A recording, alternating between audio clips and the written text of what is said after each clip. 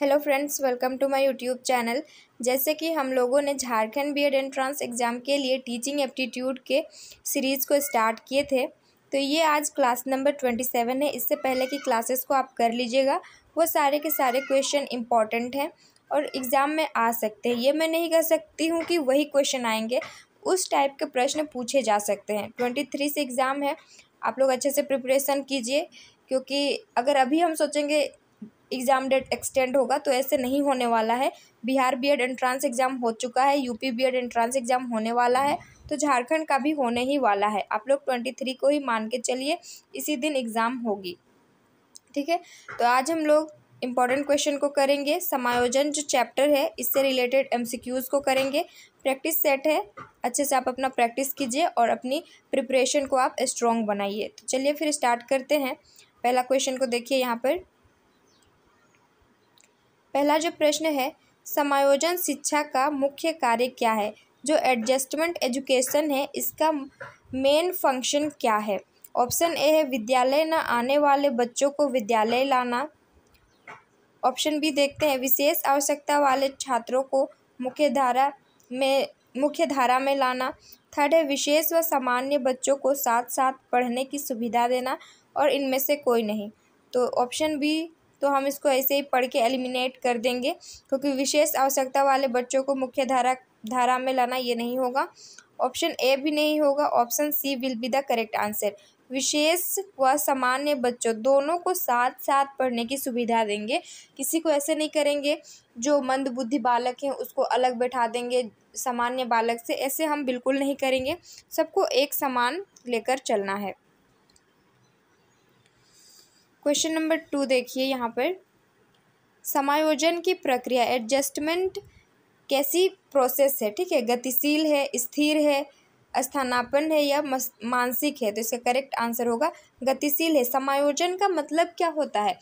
आप कहीं भी जाएं, आप उस वातावरण के अनुकूल, मतलब उस वातावरण के अनुसार अकॉर्डिंग आप अपने आप को अडाप्ट कर ले, ढाल लें। ठीक है, ऐसा ना हो कि आप वहाँ गए हैं, कोई भी जगह हो, प्लेस हो, वहाँ पर आप गए हैं, आप एडजस्ट ही नहीं कर पा रहे हैं खुद को, तो ऐसे में क्या होगा कि आप फ्रस्ट्रेशन में आ जाएंगे, एंजाइटी होगी आपको, मतलब मन नहीं लगेगा। ठीक है, तो समायोजन का मतलब क्या है? आप कहीं भी देश दुनिया के किसी भी जगह पर जाएं, आप अपने आप को एडजस्ट कर सकें।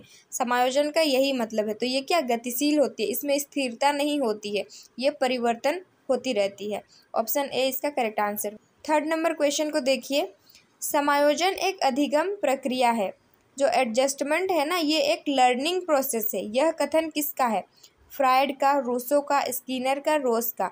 तो करेक्ट आंसर होगा स्किनर का। स्किनर ने कहा था कि adjustment is a learning process. Question number 4 देखिए यहाँ पर। इस तरह के स्टेटमेंट को याद ही करना होता है। इसको और कैसे समझाया जा सकता है, किसने कहा था, किसने नहीं कहा था, ये तो याद करना ही पड़ेगा। तो आप लोग 2 बार जरूर से इसको एक बार एनालिसिस कर लेंगे तो हो जाएगा। क्वेश्चन नंबर 4, समायोजन वह प्रक्रिया है जिसमें व्यक्ति अपनी आवश्यकता को पूरा करने वाली परिस्थितियों से उचित तालमेल स्थापित करता है। यह कथन किसका है? इतना बड़ा स्टेटमेंट है, आप इसको और एक बार पढ़ लीजिएगा अपने से। समायोजन वह प्रक्रिया है जिसमें व्यक्ति अपनी आवश्यकताओं को, उसकी जो भी नीड है, उसको पूरा करने वाली परिस्थितियों, सिचुएशन से उचित तालमेल स्थापित करता है। यह कथन किसका है? ऑप्शन ए है गेट्स का, फ्रायड का, बोरिंग व लैंगफील्ड का, या फिर थॉर्नडाइक का? तो यहाँ करेक्ट आंसर होगा ऑप्शन सी, जो कि बोरिंग और लैंगफील्ड ने यह स्टेटमेंट दिया है। क्वेश्चन नंबर 5 को देखते हैं। जब अचेतन मन की दंभित इच्छा चेतन मन में आने की प्रयास करती है या आ जाती है, तो व्यक्ति किससे ग्रसित हो जाता है? दंभित इच्छा मतलब एरोगेंट डिजायर जो होती है, वो अनकॉन्शियस माइंड, यानी कि जो अचेतन मन है, अनकॉन्शियस माइंड से कॉन्शियस माइंड में आने के लिए वो क्या करती है? ट्राई करती है या फिर आ जाती है। इससे व्यक्ति, मतलब ऐसा होने से व्यक्ति किससे ग्रसित होता है? दबाव से। दबाव यानी कि आप कंप्रेशन ले लीजिएगा। कुंठा यानी कि फ्रस्ट्रेशन। थर्ड है संघर्ष, और फोर्थ है दुश्चिंता, तो इसका करेक्ट आंसर होगा 5 का ऑप्शन डी, दुश्चिंता से वो ग्रसित हो जाएगा।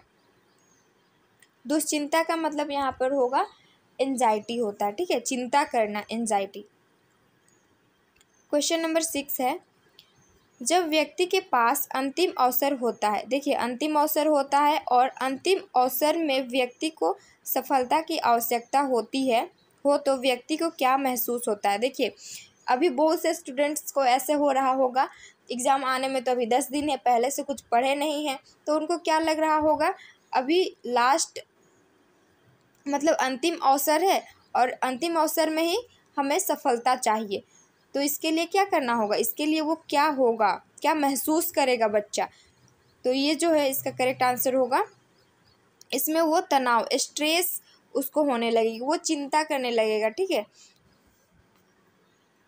नहीं, ये नहीं होगा, ऑप्शन सी नहीं होगा, ऑप्शन बी इसका करेक्ट आंसर, वो कंप्रेशन में आ जाएगा, उसको लगेगा कि मेरे ऊपर दबाव है कि कैसे हम अच्छा से पढ़ेंगे, मेरा नंबर अच्छा आएगा, इस टाइप से वो कंप्रेशन सा फील करेगा, यानी कि दबाव फील करेगा कि हम जो है 10 दिन में कैसे झारखंड बीएड एंट्रेंस एग्ज़ाम की प्रिपरेशन करेंगे, अच्छा मार्क्स लाएंगे, अच्छे से मुझे एक गवर्नमेंट कॉलेज मिल जाए, ऐसे वो उसमें दबाव महसूस होगी, तो इसका करेक्ट आंसर होगा ऑप्शन बी।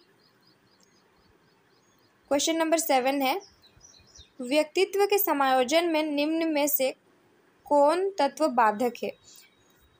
जो भी व्यक्ति इंडिविजुअल के एडजस्टमेंट में कौन सा तत्व, कौन सा एलिमेंट जो है वो बाधक होता है। भागनसा का मतलब ऐसे ऐसे वर्ड्स होते हैं जिसको हमें समझने में प्रॉब्लम होती है, इसका मतलब फ्रस्ट्रेशन होगा, आशा यानी कि होप, और उत्साह यानी कि एंथुजियाज्म, और खेल, तो ये जो है फ्रस्ट्रेशन इसका करेक्ट आंसर होगा। व्यक्ति के समायोजन में फ्रस्ट्रेशन एक ऐसा तत्व है जो बाधा बनता है, ऑप्शन फर्स्ट करेक्ट आंसर होगा।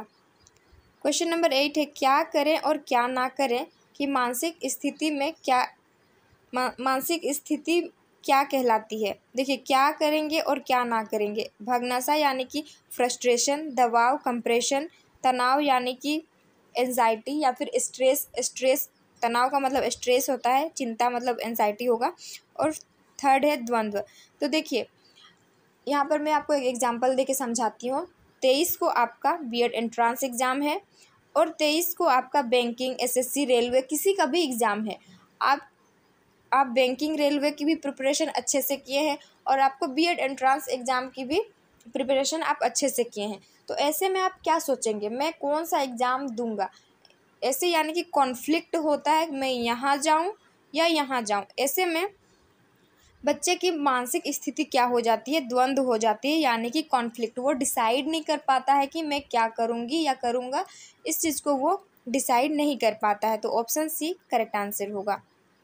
क्वेश्चन नंबर 9 है, बालकों के कुसमायोजन होने का कारण क्या है। देखिए हमने समायोजन को समझा कि समायोजन किसे कहते हैं, अगर देश दुनिया में आपको कहीं भी किसी भी जगह पर भेज दिया जाए, आप उस एनवायरनमेंट के अकॉर्डिंग अपने आप को अडाप्ट कर लेंगे, ये समायोजन होता है। और कुसमायोजन उसी का एंटोनिम यानी कि उसी का विपरीत होता है, ठीक है, उल्टा होता है। बच्चे को कहीं भी भेजो, वो अच्छे माहौल में भी भेजो तो वो एडजस्ट नहीं कर पाता है, तो इसी को कुसमायोजन कहते हैं। तो इसका बालकों के कुसमायोजन होने का कारण क्या हो सकता है। ऑप्शन ए अनुवांशिक कारण, संवेगात्मक, शारीरिक, या फिर ये सभी। तो इसका करेक्ट आंसर होगा ऑप्शन डी, ये सभी कारण हो सकते हैं बालकों में कुसमायोजन होने के।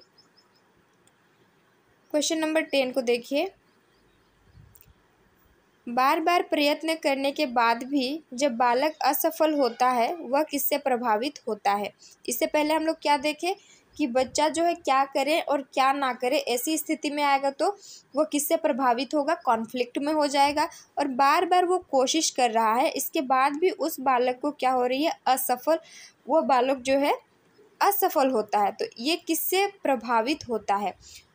ऑप्शन देखते हैं यहाँ पर, दबाव है जो कि कंप्रेशन है, दुश्चिंता है, भगनसा है, और ऑप्शन डी है तनाव। तो इसका करेक्ट आंसर होगा भगनसा जो कि फ्रस्ट्रेशन है, ठीक है, फ्रस्ट्रेशन इसका करेक्ट आंसर होगा। क्वेश्चन नंबर 11 देखिए,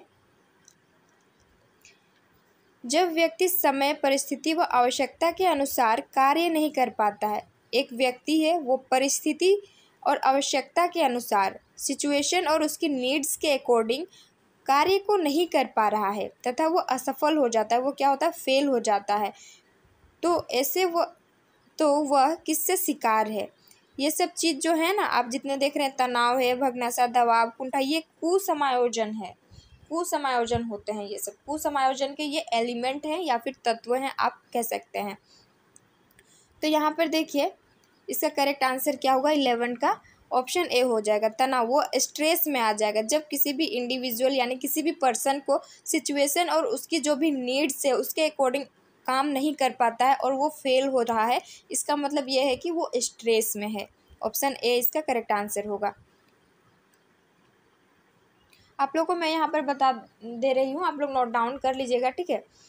यहाँ पर कुसमायोजन के तत्व हैं, जो एलिमेंट है वो एक तनाव है, द्वेष यानी कि जो वो द्वेष या फिर चिंता, ये सेकंड है। थर्ड हो जाएगा दबाव जो कि कंप्रेशन। फोर्थ होगा कुंठा या फिर वही भग्नासा जिसको बोलते हैं फ्रस्ट्रेशन। और कॉन्फ्लिक्ट यानी कि द्वंद्व होगा। ये सब जो हैं कुसमायोजन के तत्व होते हैं। तो अभी हम लोग देखते हैं क्वेश्चन नंबर 12। जब कोई व्यक्ति वातावरण में समायोजन स्थापित करने के लिए जानबूझकर अपनी इच्छाओं, भावनाओं, रुचियों और आदतों का मन में दबाना शुरू कर देता है तो वह कौन सी प्रक्रिया कहलाती है। वो व्यक्ति क्या कर रहा है, जानबूझकर अपनी जो भी उनकी डिज़ायर है, फीलिंग्स हैं, इंटरेस्ट हैं और जो भी उनकी हैबिट्स है उनको क्या कर रहा है, मन में ही वो दबा रहा है। ऐसे में वह जो प्रक्रिया है जो ये सब कर रहा है, ये प्रक्रिया क्या कहलाएगी, दमन कहलाएगी, ठीक है। वो इन सब चीज़ों का क्या कर रहा है, ये दमन कर रहा है। ऑप्शन सी करेक्ट आंसर होगा। क्वेश्चन नंबर 13 है, छोटे कद की लड़की के द्वारा ऊंची एड़ी के सैंडल पहनना किससे संबंधित है। 13 का करेक्ट आंसर होगा यहाँ पर ऑप्शन बी जो कि क्षतिपूर्ति उपाय इसका करेक्ट आंसर होगा।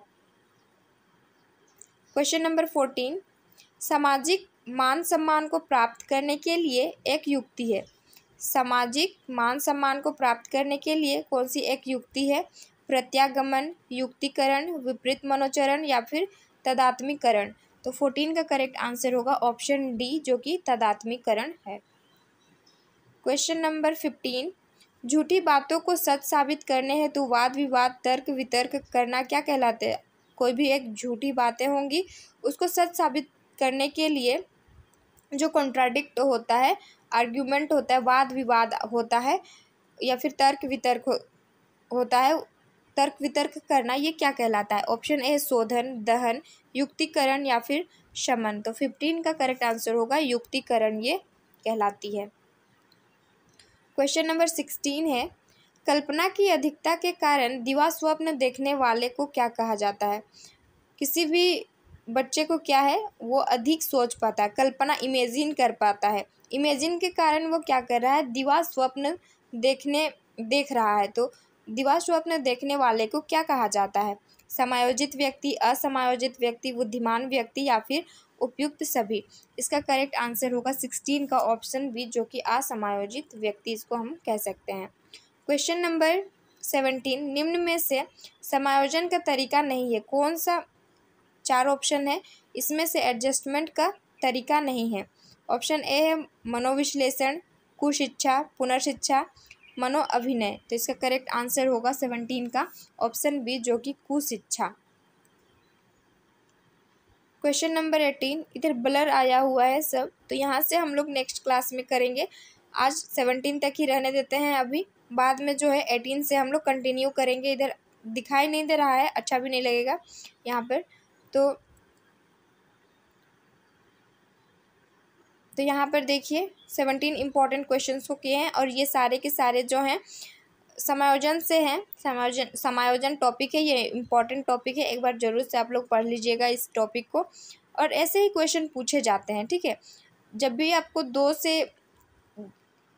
भी आप क्वेश्चन को सॉल्व करें ना, आप क्या करेंगे, एलिमिनेशन मेथड को लगाएंगे। वैसे में क्या होगा कि आपका करेक्ट आंसर अपने आप चूज हो जाएगा। तो इस तरह से आप लोग सॉल्व कर लीजिएगा, ये इंपॉर्टेंट क्वेश्चंस हैं। जब कंप्लीट इसको कर लेंगे तो पीडीएफ मैं आपको टेलीग्राम ग्रुप में दे दूँगी। यहाँ से जब और 30 या फिर 35 क्वेश्चन है, 30 क्वेश्चन हो सकते हैं, यहाँ से कंटिन्यू करेंगे तब मैं आपको ये पीडीएफ दे दूँगी और आंसर की भी नीचे में मेंशन है, उसे भी आप देख के एनालाइज कर लेंगे।